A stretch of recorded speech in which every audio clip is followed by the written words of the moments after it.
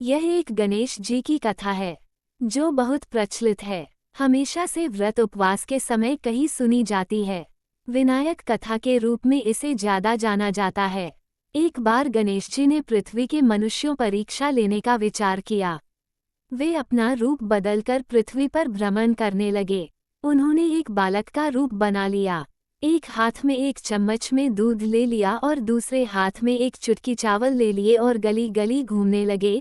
साथ ही साथ आवाज लगाते चल रहे थे, कोई मेरे लिए खीर बना दे, कोई मेरे लिए खीर बना दे। कोई भी उन पर ध्यान नहीं दे रहा था, बल्कि लोग उन पर हंस रहे थे। वे लगातार एक गांव के बाद दूसरे गांव इसी तरह चक्कर लगाते हुए पुकारते रहे, पर कोई खीर बनाने के लिए तैयार नहीं था। सुबह से शाम हो गई, गणेश जी लगातार घूमते रहे। एक बुढ़िया थी, शाम के वक्त अपनी झोपड़ी के बाहर बैठी हुई थी। तभी गणेश जी वहां से पुकारते हुए निकले कि कोई मेरी खीर बना दे, कोई मेरी खीर बना दे। बुढ़िया बहुत कोमल हृदय वाली स्त्री थी। उसने कहा, बेटा मैं तेरी खीर बना देती हूँ। गणेश जी ने कहा, माए अपने घर में से दूध और चावल लेने के लिए बर्तन ले आओ। बुढ़िया एक कटोरी लेकर जब झोपड़ी बाहर आई तो गणेश जी ने कहा, अपने घर का सबसे बड़ा बर्तन लेकर आओ। बुढ़िया को थोड़ी झुंझलाहट हुई, पर उसने कहा, चलो बच्चे का मन रख लेती हूँ, और अंदर जाकर वह अपने घर सबसे बड़ा पतीला लेकर बाहर आई। गणेश जी ने चम्मच में से दूध पतीले में उड़ेलना शुरू किया। तब बुढ़िया के आश्चर्य की सीमा न रही जब उसने देखा दूध से पूरा पतीला भर गया है। एक के बाद एक वो बर्तन झोपड़ी बाहर लाती गई और उसमें गणेश जी दूध भरते चले गए। इस तरह से घर के सारे बर्तन दूध से लबालब भर गए।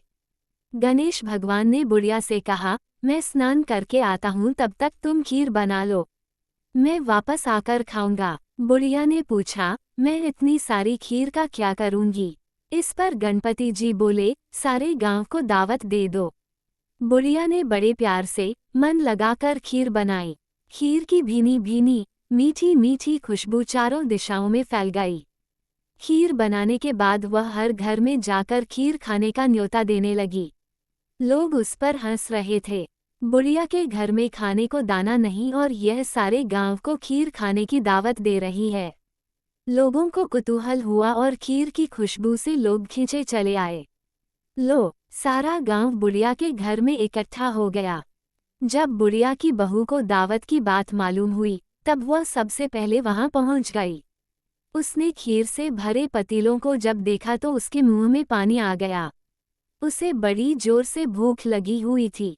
उसने एक कटोरी में खीर निकाली और दरवाजे के पीछे बैठकर खाने की तैयारी करने लगी। इसी बीच एक छींटा गिर गया और गणपति जी को भोग लग गया और वो प्रसन्न हो गए। अब पूरे गांव को खाने की दावत देकर बुढ़िया वापस अपने घर आई तो उसने देखा बालक वापस आ गया था। बुढ़िया ने कहा, बेटा खीर तैयार है, भोग लगा लो। गणपति जी बोले, माँ भोग तो लग चुका है, मेरा पेट पूरी तरह से भर गया है, मैं तृप्त हूँ, अब तू खा, अपने परिवार और गांव वालों को खिला। बुढ़िया ने कहा, ये तो ज्यादा है, सबका पेट भर जाएगा, इसके बाद भी यह बच जाएगी, उस बची खीर का मैं क्या करूँगी? इस पर गणेश जी बोले, उस बची खीर को रात में अपने घर के चारों कोनों में रख देना। और बुढ़िया ने ऐसा ही किया। जब सारा गांव जी भर कर खा चुका तब भी ढेर सारी खीर बच गई। उसने उसके पात्रों को अपने घर के चारों तरफ रख दिया। सुबह उठकर उसने क्या देखा? पतीलों में खीर के स्थान पर हीरे, जवाहरात और मोती भर गए हैं। वह बहुत खुश हूँ, उसकी सारी दरिद्रता दूर हो गई और वह आराम से रहने लगी।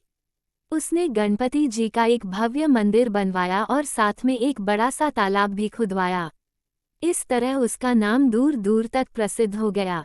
उस जगह वार्षिक मेले लगने लगे।